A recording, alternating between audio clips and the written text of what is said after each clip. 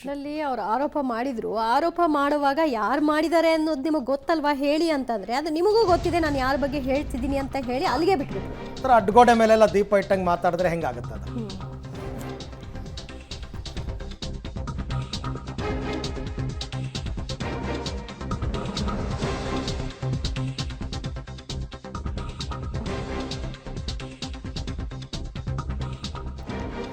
ಸರ್ಕಾರ ಕೆಡವಲು ಮಾಟ ಮಂತ್ರ ಮಾಡಿಸಲಾಗಿದ್ಯಾ ಅನ್ನೋ ಪ್ರಶ್ನೆ ಮೂಡ್ತಾ ಇದೆ. ಸರ್ಕಾರ ಕೆಡವೋಕೆ ಅಂತಲೇ ದುಷ್ಟ ಶಕ್ತಿಗಳ ಪ್ರಯೋಗ ಆಗ್ತಾ ಇದೆಯಾ?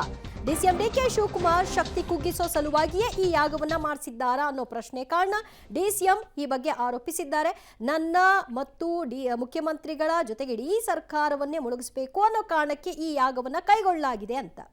ಓಕೆ, ಈ ಶತ್ರು ಭೈರವಿ ಯಾಗ ಅಂತಂದರೆ ಏನು, ಇದನ್ನು ಯಾವ ರೀತಿ ಮಾಡಲಾಗುತ್ತೆ, ಯಾರಿಂದ ಮಾಡಿಸಲಾಗುತ್ತೆ, ಇದರ ಫಲಾಫಲಗಳು ಏನು, ಇದಕ್ಕೆಲ್ಲ ಸಂಬಂಧಪಟ್ಟಂತೆ ಖ್ಯಾತ ಆಧ್ಯಾತ್ಮಿಕ ಚಿಂತಕರಾಗಿರ್ತಕ್ಕಂಥ ಕಮಲಾಕರ್ ಭಟ್ ಅವರು ಕೆಲವೊಂದಷ್ಟು ಮಾಹಿತಿಯನ್ನು ಕೊಟ್ಟಿದ್ದಾರೆ, ನೋಡೋಣ. ಸಿಎಂ ಡಿಸಿಎಂ ಹಾಗೂ ಸರ್ಕಾರದ ವಿರುದ್ಧ ಶತ್ರು ಭೈರವಿ ಯಾಗ ನಡೆಸಲಾಗ್ತಿದೆ ಎನ್ನುವಂತಹ ಗಂಭೀರ ಆರೋಪವನ್ನು ಡಿಸಿಎಂ ಡಿಕೆ ಶಿವಕುಮಾರ್ ಅವರು ಮಾಡಿದ್ದಾರೆ. ಹಾಗಾದರೆ ಶತ್ರು ಭೈರವಿ ಯಾಗ ಎಂದರೇನು, ಇದರ ಹಿನ್ನೆಲೆ ಏನು, ಯಾಕೆ ಮಾಡ್ತಾರೆ, ಏನೆಲ್ಲ ಸಾಮಗ್ರಿಗಳನ್ನ ಉಪಯೋಗಿಸ್ತಾರೆ ಎನ್ನುವಂತಹ ಮಾಹಿತಿಯನ್ನು ನಮ್ಮ ಜೊತೆ ಖ್ಯಾತ ಜ್ಯೋತಿಷಿಗಳಾಗಿರ್ತಕ್ಕಂತಹ ಕಮಲಾಕರ್ ಭಟ್ ಅವರಿದ್ದಾರೆ. ಅವ್ರನ್ನ ಕೇಳ್ತಾ ಹೋಗ್ತೇನೆ. ಗುರುಜಿ, ಮೊದಲನೇದಾಗಿ ಶತ್ರು ಭೈರವಿ ಯಾಗ ಎಂದರೇನು? ಶತ್ರು ಭೈರವಿ ಯಾಗ ಅಂದರೆ ಶತ್ರುಗಳನ್ನು ಕಟ್ಟಿ ಹಾಕುವ ಅಥವಾ ಶತ್ರುಗಳನ್ನು ಮರ್ದನವನ್ನು ಮಾಡಲಿಕ್ಕಾಗಿ ಇರತಕ್ಕಂತಹ ಒಂದು ಯಾಗವಾಗಿದೆ. ಇದನ್ನು ವಿಷಯಾಗ ಎನ್ನುವುದಾಗಿ ಕೂಡ ಕರೀತಾರೆ. ಇದನ್ನು ಕಾಪಾಲಿಕರು ಅಥವಾ ತಂತ್ರವನ್ನು ಮಾಡತಕ್ಕಂತಹ ತಂತ್ರಸಿದ್ಧಿ ಉಳ್ಳಂತಹ ವ್ಯಕ್ತಿಗಳು ಇದನ್ನು ಮಾಡ್ತಾರೆ. ಯಾಕೆಂದರೆ ಕೇರಳದ ಅತ್ಯಂತ ಸಮೀಪದ ನಂಟಿರೋದರಿಂದ, ನಾನು ಕೇರಳದ ವಿದ್ಯಾರ್ಥಿಯೇ ಆಗಿರೋದ್ರಿಂದ ಇದನ್ನೆಲ್ಲವನ್ನು ಕೂಡ ನಾನು ನೋಡಿದ್ದೇನೆ, ಅಥವಾ ಇದರ ಅಧ್ಯಯನದ ವ್ಯವಸ್ಥೆಗಳು ಕೂಡ ನನಗೆ ಗೊತ್ತಿರೋದ್ರಿಂದ ಇದೊಂದು ಖತರ್ನಾಕ್ ಯಾಗವಾಗಿದೆ.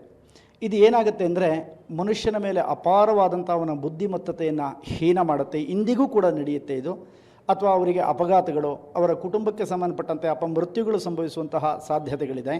ಇದರಲ್ಲಿ ಬಳಸುವಂಥದ್ದು ಶುಭಕ್ಕೆ ಬಳಸುವಂಥ ಯಾವುದೇ ರೀತಿಯಾಗಿರ್ತಕ್ಕಂಥ ವಸ್ತುಗಳನ್ನು ಕೂಡ ಬಳಸೋದಿಲ್ಲ. ಇದಕ್ಕೆ ಏನು ಅಂತ ಕೇಳಿದರೆ, ಮಹಿಷ ಅಂದರೆ ಎಮ್ಮೆಯ ತಲೆಗಳನ್ನು, 3 ತಲೆಗಳನ್ನು ತ್ರಿಕೋಣಾಕೃತಿಯಲ್ಲಿ ಇಟ್ಟು ದಕ್ಷಿಣ ದಿಕ್ಕನ್ನು ನೋಡುವಂಥ ರೀತಿಯಲ್ಲಿ 3 ಕೋಣಗಳ ತಲೆಯೂ ಕೂಡ ಇರುವಂಥದ್ದು.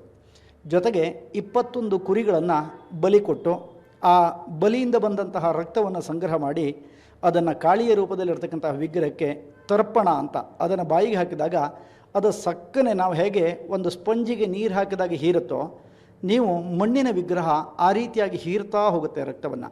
ಇದು ಅದರ ಜೊತೆಗೆ ಹಂದಿಯ ತುಪ್ಪ, ಹಂದಿಯನ್ನು ನಾವು ವಿಶೇಷವಾಗಿ ಇದರಲ್ಲಿ ಹಂದಿಯ ತುಪ್ಪವನ್ನು ಬಳಸ್ತಕ್ಕಂಥ ವ್ಯವಸ್ಥೆಗಳನ್ನು ಕೂಡ ಕಾಣಬಹುದು.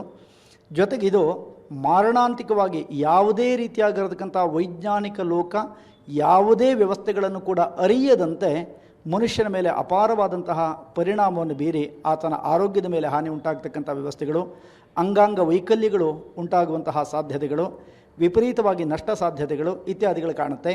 ಇದರ ಜೊತೆಗೆ ನಾವು ಪಶ್ಚಿಮದ ಭಾಗವನ್ನು ನೋಡಿದಾಗ ಬಂಗಾಳದ ಪ್ರದೇಶಗಳಲ್ಲಿ ಕಾಶ್ಮೀರ ಎನ್ನುವಂಥ ಪ್ರಯೋಗವನ್ನು ಮಾಡತಕ್ಕಂಥ ಮಾಂತ್ರಿಕರಿದ್ದಾರೆ. ಅದರಂತೆ ಕೇರಳದಲ್ಲಿ ವರ್ತಮಾನದಲ್ಲಿರ್ತಕ್ಕಂಥದ್ದು ಒಂದು 5-6 ರೀತಿಯಾಗಿರ್ತಕ್ಕಂಥ ತಾಂತ್ರಿಕರು, ಬಹಳ ದೊಡ್ಡ ದೊಡ್ಡ ತಾಂತ್ರಿಕರು ಬಿಟ್ಟರೆ ಆ ಮೊದಲಿನ ಪ್ರಮಾಣದ ವಿದ್ಯೆ ಕೇರಳದಲ್ಲಿ ಕೂಡ ಇಲ್ಲ ಇವತ್ತು. ಆದರೆ ಮಾಡುವಂತಹ ಕ್ರಮ ಇದನ್ನು ಸ್ಮಶಾನದ ಸಮೀಪದಲ್ಲಿ ಅಥವಾ ಸ್ಮಶಾನ ಭೈರವಿಯನ್ನು ಆರಾಧನೆ ಮಾಡಿಕೊಂಡು ಮಧ್ಯರಾತ್ರಿಯ ಕಾಲದಲ್ಲಿ ಈ ಯಾಗವನ್ನು ಮಾಡತಕ್ಕಂಥ ಪ್ರಕ್ರಿಯೆಗಳು. ಅದಕ್ಕೆ ಬಳಸುವಂಥದ್ದು ಕಾಸರಕ ಎನ್ನುವಂಥ ವಿಷಯುಕ್ತವಾದಂತಹ ಸಮಿದ. ಇವತ್ತಿಗೂ ಕೂಡ ರಿಸಲ್ಟನ್ನು ಪಡೆದುಕೊಳ್ಳಬಹುದಾದಂಥ ಯಾವುದಾದ್ರೂ ಯಾಗ ಇದೆ ಅಂತಾದರೆ ಅದೇ ವಿಷಯಾಗ ಅಥವಾ ಶತ್ರು ಭೈರವಿ ಯಾಗ ಅಂತ ಕರಿತೇವೆ. 8 ಭೈರವರು, ಅಷ್ಟಭೈರವರಲ್ಲಿ ಅಷ್ಟಭೈರವಿಯರು, 8 ಭೈರವ ಮತ್ತು ಭೈರವಿಯ ಎಲ್ಲ ಶಕ್ತಿಗಳನ್ನು ಕೂಡ ಬರಮಾಡಿಕೊಂಡು ಅಥವಾ ಶಕ್ತಿಗಳನ್ನು ಕರ್ಕೊಂಡು ಅದೆಲ್ಲವನ್ನು ಕೂಡ ಮನುಷ್ಯನ ಮೇಲೆ ಒಂದಿಷ್ಟು ಪ್ರಯೋಗವನ್ನು ಮಾಡುವಂತಹ ಸಂದರ್ಭದಲ್ಲಿ ನಾವು ಕೆಲವು ಸಂದರ್ಭದಲ್ಲಿ ಕೇಳ್ತೀವಿ, ಚೌಡಿ ಬಿಟ್ಟಿದ್ದಾರೆ, ಭೂತಗಳನ್ನು ಬಿಟ್ಟಿದ್ದಾರೆ, ಪ್ರೇತಗಳನ್ನು ಬಿಟ್ಟಿದ್ದಾರೆ ಅಂತ. ಹಾಗೆ ಈ ಭೈರವಿ ಶಕ್ತಿಗಳನ್ನು ಆ ಒಂದು ವ್ಯಕ್ತಿಯ ಮೇಲೆ, ಯಾವ ವ್ಯಕ್ತಿಯ ಮೇಲೆ ಪ್ರಯೋಗ ಆಗುತ್ತೋ ಆ ವ್ಯಕ್ತಿ ಮೇಲೆ ಇದನ್ನು ಪರಿಣಾಮಕಾರಿ ಆಗುವಂತೆ, ಆತನನ್ನು ಮರ್ದಿಸುವಂತೆ, ಆತನ ಕುಟುಂಬಕ್ಕೆ ಘಾಸಿಯಾಗುವಂತಹ ರೀತಿಯಲ್ಲಿ ಪ್ರಯೋಗವನ್ನು ಮಾಡ್ತಕ್ಕಂತಹ ಪ್ರಕ್ರಿಯೆ. ಈಗ ಈ ಒಂದು ಯಾಗ ವರ್ಕೌಟ್ ಆಗುತ್ತೆ ಎನ್ನುವಂತಹ ಮಾತುಗಳನ್ನ ಹೇಳಿದ್ರಿ. ಅಂದರೆ ಈಗ ಶತ್ರುಗಳ ಯಾವೆಲ್ಲ ವಸ್ತುಗಳನ್ನ ತೆಗೆದುಕೊಂಡು ಈ ಯಾಗವನ್ನು ಮಾಡ್ತಾರೆ? ಅದ್ಭುತವಾದಂತಹ ಪ್ರಶ್ನೆ.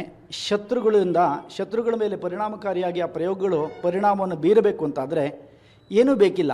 ಆತ ನಡೆದಾಡಿದಂತಹ ಭೂಮಿಯ ಒಂದು ಧೂಳು ಸಿಕ್ಕರೂ ಸಾಕು, ಆ ಪ್ರಯೋಗವನ್ನು ಮಾಡ್ಬೋದು. ಅಥವಾ ಆ ಮನುಷ್ಯನ ಕೂದಲು ಅಂತ ಕರಿತೇವೆ ನಾವು. ಆ ಕಾರಣಕ್ಕಾಗಿ ಹೆಣ್ಣು ಮಕ್ಕಳಿಗೆಲ್ಲ ಏನು ಹೇಳ್ತೀವಿ ಅಂತ ಕೇಳಿದರೆ, ಕೂದಲು ಎಲ್ಲ ಇತ್ತು ಅಲ್ಲಿ ಬಿಸಾಡಬೇಡಿ ಅಂತ ಹೇಳುವಂಥ ನಮ್ಮ ಹಿರಿಯರು ಹೇಳಿದಂಥ ಕಾರಣವೇ ಇದು. ಆತಲ ಒಂದು ಕೂದಲು ಸಿಕ್ಕರೂ ಕೂಡ ಆ ಕೂದಲಿನ ಮೇಲೆ ಪ್ರಯೋಗವನ್ನು ಮಾಡ್ತಕ್ಕಂಥದ್ದು, ಅಥವಾ ಆತ ಬಳಸಿದಂತಹ ವಸ್ತುಗಳನ್ನಿಟ್ಟು ಪ್ರಯೋಗವನ್ನು ಮಾಡ್ತಕ್ಕಂತಹ ಪ್ರಕ್ರಿಯೆಗಳು, ಅಥವಾ ಆತನಿಗೆ ಅರಿವಿಲ್ಲದಂತೆ ಯಾವುದೋ ರೀತಿಯಾದಂಥ ಆಹಾರಗಳನ್ನು ಕೊಟ್ಟು ಆಹಾರದ ತ್ಯಾಜ್ಯ, ಒಂದಿಷ್ಟು ಆಹಾರಗಳನ್ನು ಉಳಿಸಿರ್ತೀವಲ್ಲ ಊಟದ ಪ್ಲೇಟ್ಗಳಲ್ಲಿ, ಅದು ಸಿಕ್ಕರೂ ಸಾಕು ಆ ವ್ಯಕ್ತಿಯ ಮೇಲೆ ಅದನ್ನು ವಾಸನೆಯನ್ನು ಗ್ರಹಿಸ್ತಾನೆ. ಯಾರು? ಕಾಪಾಲಿಕ. ಕಾಪಾಲಿಕ ಅಂತ ನಾವು ಹೋಮ ಮಾಡುವಂಥ ಸಂದರ್ಭದಲ್ಲಿ ಬೇರೆ ಬೇರೆ ರೀತಿಯಾಗಿರ್ತಕ್ಕಂಥ ತಾಮ್ರದ ಅಥವಾ ಹಿತ್ತಾಳೆಯ ಪಾತ್ರೆಗಳನ್ನು ನಾವು ಏನು ಉಪಯೋಗಿಸ್ತೇವೆಯೋ, ಈ ಯಾಗದಲ್ಲಿ ಇದು ಯಾವುದನ್ನು ಕೂಡ ಉಪಯೋಗಿಸೋದಿಲ್ಲ. ಮನುಷ್ಯನ ಅಸ್ಥಿಪಂಜರಗಳನ್ನು ಸೃಕ್ಸ್ರವಾಗಿ, ಅಂದರೆ ಹೋಮ ಮಾಡ್ತಕ್ಕಂತಹ ಸೌಟು ಅಂತ ಏನು ಕರೀತಿರಲ್ಲ, ಹುಟ್ಟು ಅಂತ, ಆ ಹುಟ್ಟಾಗಿ, ಜೊತೆಗೆ ತಲೆಯ ಮೆದುಳಿನ ಹೊರತುಪಡಿಸಿದಂಥ ನಮ್ಮ ಏನು ಸ್ಕೆಲ್ ಇರುತ್ತೋ ತಲೆಯ ಒಂದು ಬುರುಡೆ, ಆ ಬುರುಡೆಯನ್ನು ಕಾಪಾಲಿಕನಾದವನು ಅದನ್ನು ಪಡ್ಕೊಂಡು ಅದರಿಂದಲೇ ತುಪ್ಪವನ್ನು ಹಾಕ್ತಕ್ಕಂಥ ಪ್ರಕ್ರಿಯೆಗಳು. ಇದು ಕ್ಷುದ್ರ ಯಾಗ. ಇದನ್ನು ಅತ್ಯಂತ ಕಠಿಣತಮವಂಥ, ಸ್ವಲ್ಪ ವ್ಯತ್ಯಾಸಗಳಾದರೂ ಕೂಡ ಮಾಡುವ ಮಾಂತ್ರಿಕ, ಮಾಡಿಸುವವ ಇಬ್ಬರೂ ಕೂಡ ಅವರಿಗೆ ಮರಣಾದಿ ವ್ಯವಸ್ಥೆಗಳು ಇರೋದರಿಂದ ಅತ್ಯಂತ ಕೇರ್ಫುಲ್ಲಾಗಿ, ಅತ್ಯಂತ ಡೇಂಜರಸ್ ಆಗಿರತಕ್ಕಂಥ ಯಾಗ ಕೇರ್ಫುಲ್ಲಾಗಿ ಮಾಡಬೇಕಾಗುತ್ತೆ. ಇದಿಷ್ಟು ಕಮಲಾಕರ್ ಭಟ್ ಅವರ ಮಾತು. ಕ್ಯಾಮ್ರಾ ಪರ್ಸನ್ ಪರಮೇಶ್ ಜೊತೆ Aruna, public TV, Bengaluru. Okay, Kamalakar Bhat ಅವರು ಇದ್ರ ಬಗ್ಗೆ ವಿಸ್ತೃತವಾಗಿ ಹೇಳಿದ್ರು. ಅಂದರೆ ಕಂಪ್ಲೀಟಾಗಿ ವಾಮಾಚಾರದಲ್ಲಿ ಈ ಭೈರವಿ ಯಾಗ ಯಾವ ರೀತಿ ಮಾಡ್ತಾರೆ, ಹೇಗೆ ಏನು ಅಂತಕ್ಕಂಥದ್ದು ಕಂಪ್ಲೀಟ್ ಇದೆ. ಬಟ್ ಈಗ ಆಧುನಿಕ ಯುಗದಲ್ಲಿ ಇದೆಲ್ಲದಕ್ಕೂ ಕೂಡ ನಿಷೇಧ ಹೇರಲಾಗಿದೆ. ಯಾಕೆಂದರೆ ಪ್ರಾಣಿ ಬಲಿಯನ್ನು ಕೊಡುವಂತಿಲ್ಲ ಕಾನೂನಾತ್ಮಕವಾಗಿ. ಹಾಗಾಗಿ ಎಲ್ಲೋ ಕಣ್ಣು ಕಾಣದೇ ಇರೋ ಕಡೆ ಎಲ್ಲೋ ನಡೀತಾ ಇದ್ದರೆ ಅದು ಡಿ ಕೆ ಶಿವಕುಮಾರ್ ಅವ್ರಿಗೆ ಹೇಗೆ ಮಾಹಿತಿ ಬಂದಿದೆಯೋ ಏನು ಕಥೆನೋ ಗೊತ್ತಿಲ್ಲ, ಒಟ್ಟಲ್ಲಿ ಆರೋಪವನ್ನಂತೂ ಮಾಡಿದ್ದಾರೆ. ದೇವರನ್ನು ನಂಬಿದ್ರೆ ಏನೂ ಆಗಲ್ಲ ಅಂತಕ್ಕಂಥ ಧೈರ್ಯ ಅವ್ರಿಗಿರಬೇಕಾದ್ರೆ ಭಯ ಪಡ್ತಕ್ಕಂಥ ಅವಶ್ಯಕತೆ ಕೂಡ ಏನೂ ಇಲ್ಲ ಅಂತ ಅನ್ನಿಸ್ತಾ ಇದೆ.